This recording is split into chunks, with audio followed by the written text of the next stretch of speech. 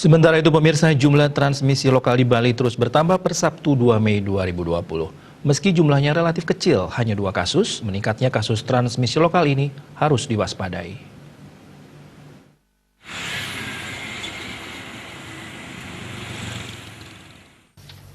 COVID-19 tidak hanya menjangkiti orang dewasa. Berdasarkan catatan Bali Pos, ibu hamil hingga yang terbaru balita berumur 4,5 tahun terinfeksi virus corona COVID-19 karena tertular dari orang tanpa gejala.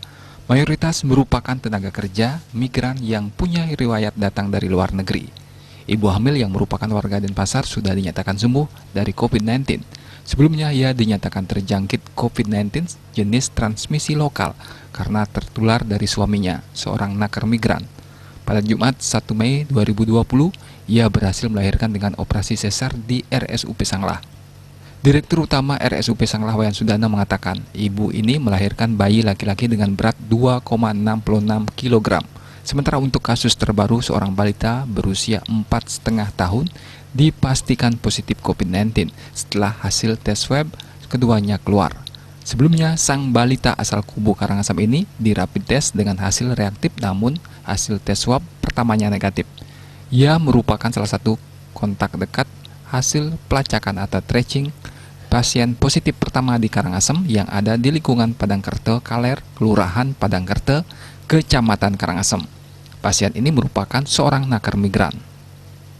Ketua Harian Gugus Tugas Percepatan Penanganan COVID-19 Provinsi Bali Dewamade Indra mengatakan ada 2 wilayah yang menjadi perhatian, yakni Banjar Serokadan, Desa Abuan Bangli, dan Banjar Kaleran, Desa Padangkerte Karangasem.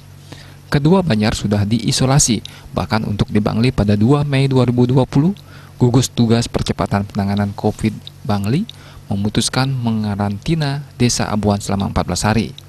Karena dari 3 Banjar di sana, yakni Serokadan, Abuan, dan Sale, seluruhnya sudah ada warga positif COVID-19.